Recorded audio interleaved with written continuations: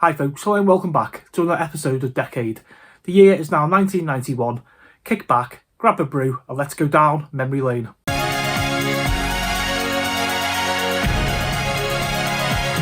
Let's start 1991 with some famous births. EastEnders actor Ben Hardy, singer Pixie Lott, golfer Tommy Fleetwood, singer Ed Sheeran, Harry Potter actress Bonnie Wright, former Everton and Manchester City football player Jack Rodwell, Little Mix singer Jessie Nelson, X Factor winner Joe McElderry, professional darts player Nathan Aspinall, and former Everton and Luton Town footballer Andros Townsend.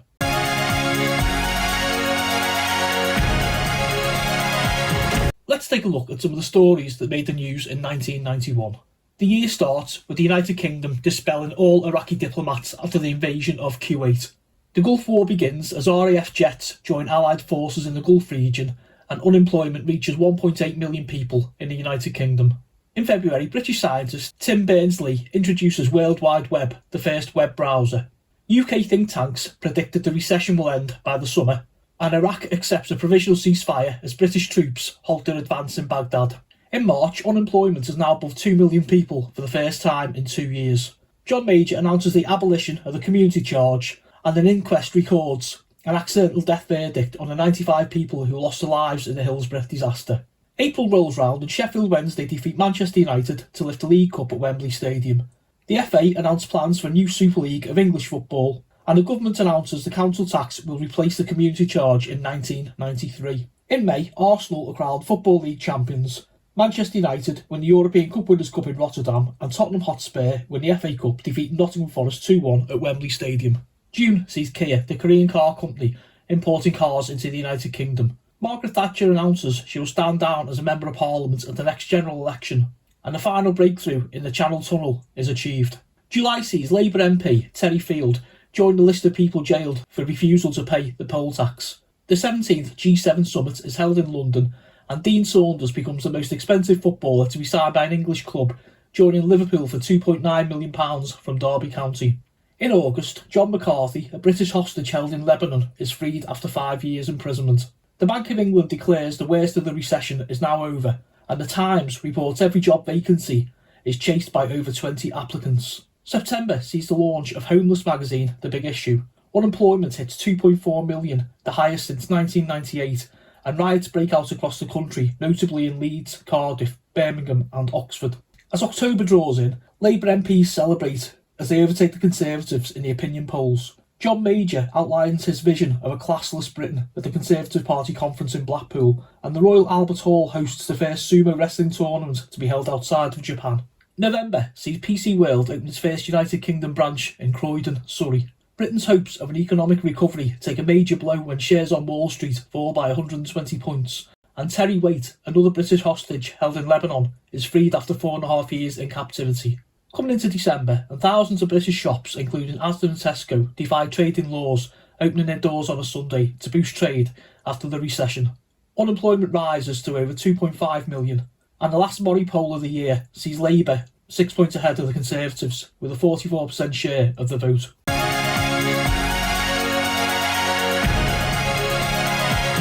Let's take a look at the music of 1991 and the top 10 selling singles of the year. Number 10, I Wanna Sex You Up, Colour Me Bad. Number 9, Insanity, Oceanic. Number 8, Dizzy by Vic Reeves and the Wonder Stuff. Number 7, the one and only Chesney Hawkes. Number 6, Any Dream Will Do, Jason Donovan. Number 5, Do the Bartman by The Simpsons. Number 4, I'm Too Sexy, Right Says Fred. Number 3, The Shoop Shoop Song by Cher.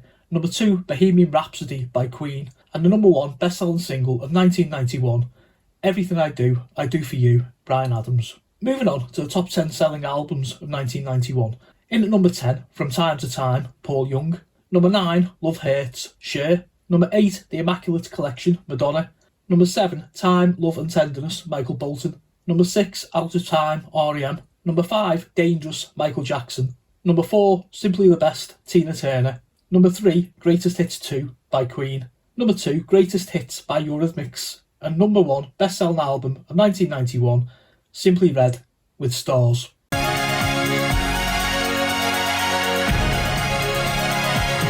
Let's take a look at the highest grossing movies of 1991 according to the US box office. In at number 10, Hot Shots. Number 9, Cape Fear. Number 8, The Addams Family. Number 7, Naked Gun 2.5. Number 6, JFK. Number 5, Silence of the Lambs. Number 4, Hook. Number 3, Beauty and the Beast. Number 2, Robin Hood, Prince of Thieves. And the number 1 top grossing film of 1991, Terminator 2, Judgment Day.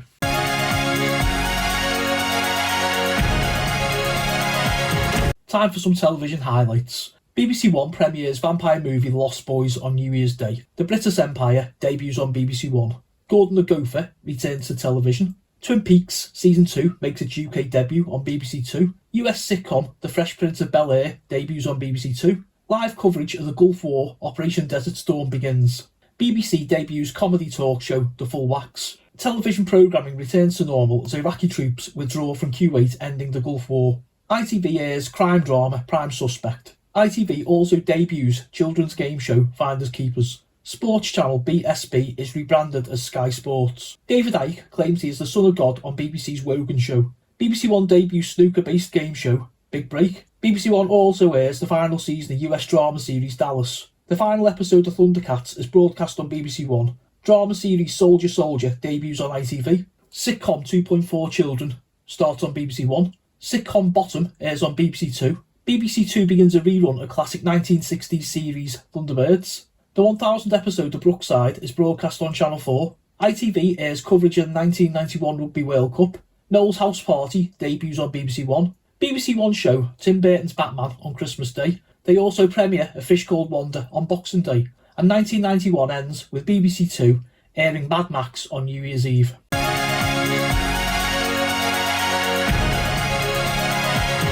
Let's take a look at the video game scene of 1991.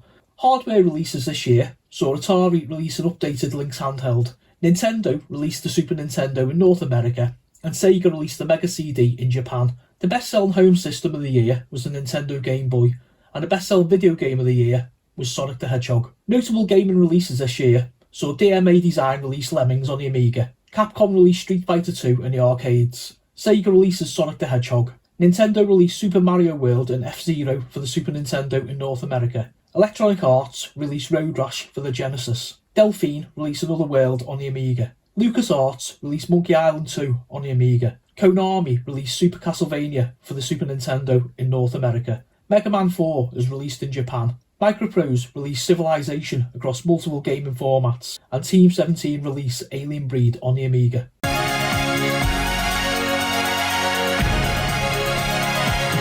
Let's finish this episode of 1991 with the people we lost. Steve Clark, guitarist from Def Leppard. Gerald Blake, TV director at Blake 7 and Coronation Street. Susan Fassbender, singer and songwriter. Blackpool player, FA Cup winner 1953, Stan Mortensen. Sir James Fawcett, grandfather of Boris Johnson. Peter Kane, flyweight boxer and former world champion. Dallas Adams, actor from Space 1999 and Doctor Who, amongst others. Media mogul, Robert Maxwell. And legendary Queen singer, Freddie Mercury. Hi folks, welcome back. That was 1991. Leave me all your comments down below if you enjoyed the series and any other 90s related stuff. Join me next month as we go down memory lane again to 1992.